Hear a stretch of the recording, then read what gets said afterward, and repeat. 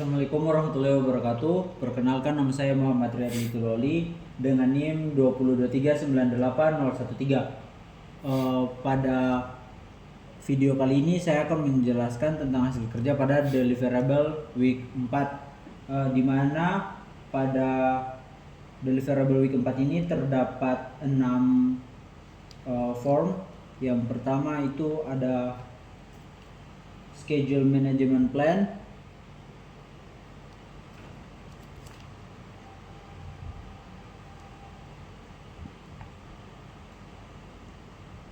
di mana ini merupakan dokumen yang mengatur bagaimana jadwal pengembangan lapangan Bahtera, itu ketika disusun, dimonitor dan dikendalikan agar target first oil itu dapat tercapai pada tahun ketiga.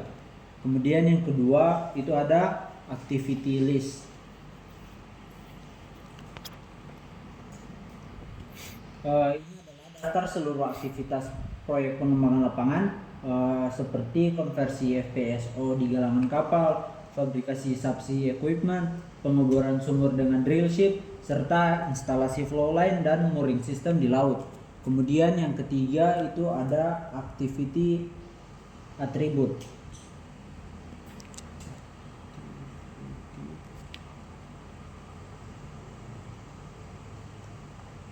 Ini merupakan penjelasan rinci dari tiap aktivitas tersebut.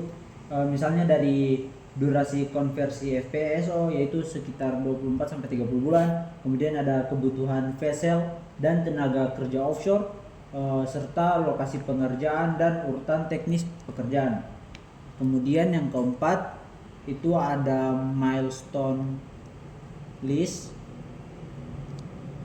di mana ini merupakan daftar titik penting proyek seperti selesainya fabrikasi FPSO, selesainya pengeboran sumur, instalasi subsea selesai, hingga tercapainya first oil. Kemudian yang kelima itu ada requirement traceability matrix.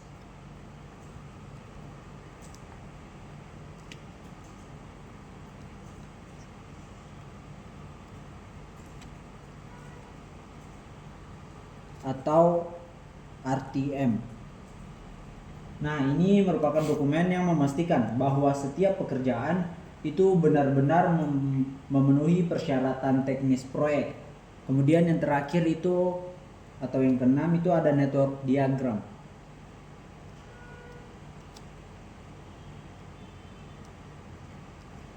Ini merupakan diagram yang menunjukkan urutan pekerjaan proyek. Misalnya konversi FPSO harus selesai sebelum instalasi offshore, dan pengeboran sumur harus sinkron dengan kesiapan subsea system dan reserve.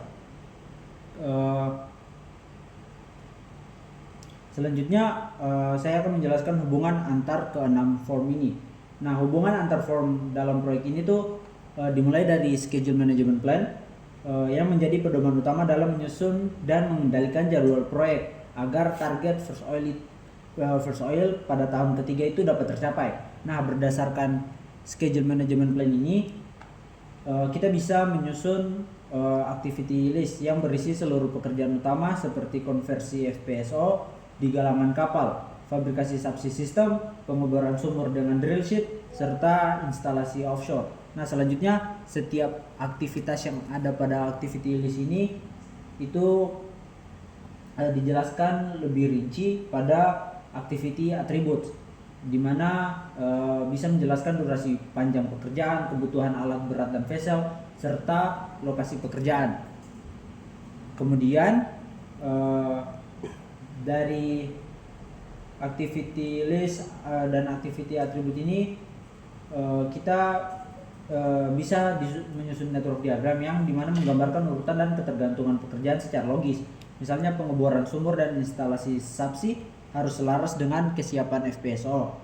Nah, kesiapannya itu sebelum dilakukan hook up. Nah, diagram ini kemudian digunakan untuk menentukan jalur kritis proyek dan menjadi dasar penentuan milestone list, yaitu titik-titik penting seperti selesainya fabrikasi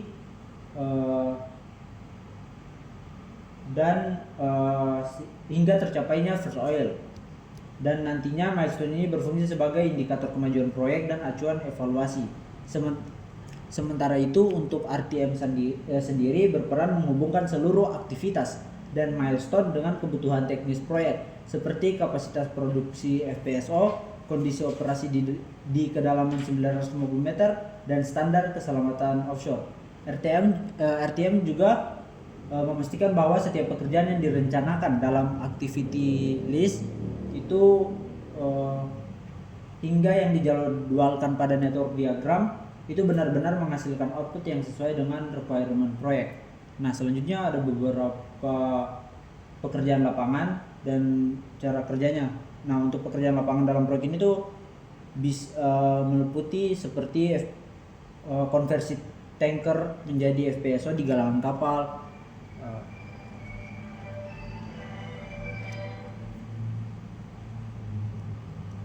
Kemudian ada fabrikasi dan instalasi subsea production system di dasar laut. Kemudian ada pengeboran 5 sumur menggunakan drill ship serta instalasi mooring dan turret di lokasi offshore. Nah, semuanya ini pertama kali nanti diidentifikasi pada activity list, lalu dijelaskan detailnya pada activity attribute. Kemudian nanti diurutkan pelaksanaannya, diatur dalam network diagram agar bisa sinkron satu dan yang lainnya. Kemudian saya akan menjawab pertanyaan refleksi, di mana pertanyaannya itu jelaskan satu hubungan ketergantungan antar aktivitas di network diagram Anda. Aktivitas apa yang harus mendahului aktivitas lain dan mengapa secara proses di lapangan hal ini harus demikian. Sebelum saya menjawab, saya akan menggambarkan critical path pada network diagram yang sudah saya buat.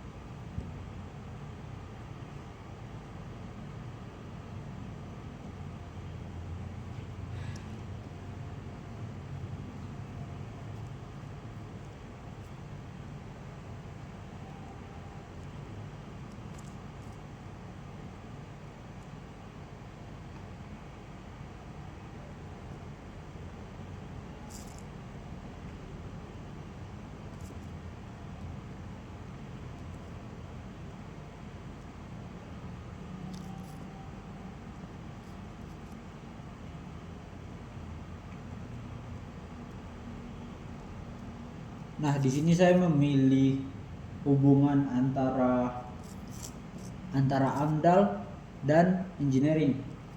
Nah, pada ini tuh hubungannya tuh AMDAL harus dilakukan sebelum engineering, karena hasil dari AMDAL ini nantinya menentukan batasan lingkungan dan regulasi yang harus dipenuhi dalam desain.